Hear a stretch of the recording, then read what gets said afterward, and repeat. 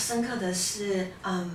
目前有一些疾病，包括像我们讲的 ADHD 哈，它是一个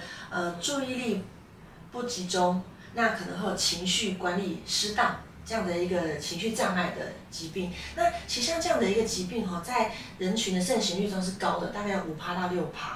那你会看到的一些 sign 就是小朋友可能会失控，他可能会每天就是过动，每天就很嗨，然后或者是一点小事他就会摔东西。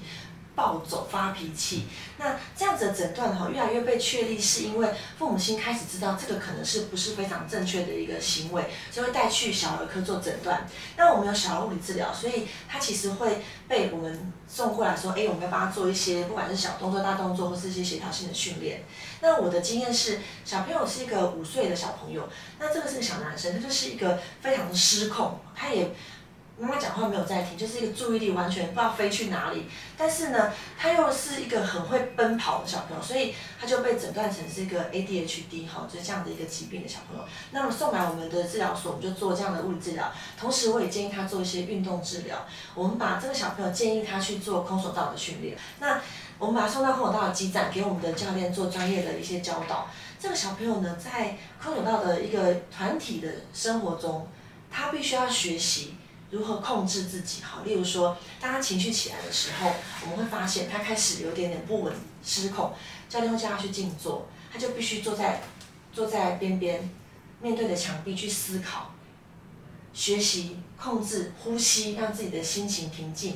那在学习空手道的过程中，例如说打转击、逆击，在这样的一个学习拳的过程中，反复的打、反复的练习、重复的一个套路，他必须学习专注。他会学习怎么样去把这东西做完。那听教练说话，那回去以后我们就发现，他可以听妈妈说话。当他情绪要起来的时候，我们告诉他安静，去听自己的呼吸，去沉着。所以对这个小朋友来说，我觉得运动的训练，还有加上一些正规的医疗治疗，还有当然爸爸妈妈的细心，他发现这个问题，把他送过来。那这样子的一个整个的训练，我发现这个小朋友他本来是一个就是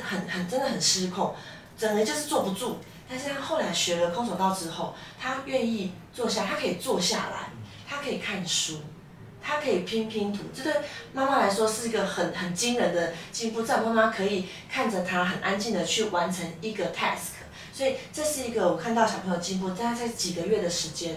就可以明显的看到。因为其实运动它其实在很多项目上，我们都知道它有很多基础的，包括你打桌球，它就有些基本动作。空手道基本动作、步伐、呼吸，它就是必须要反复的训练。这对于一些注意力不是很集中的小朋友，或者是他会失控小朋友，在这种反复的动作之下，其实可以训练他达到这样的一个治疗目的。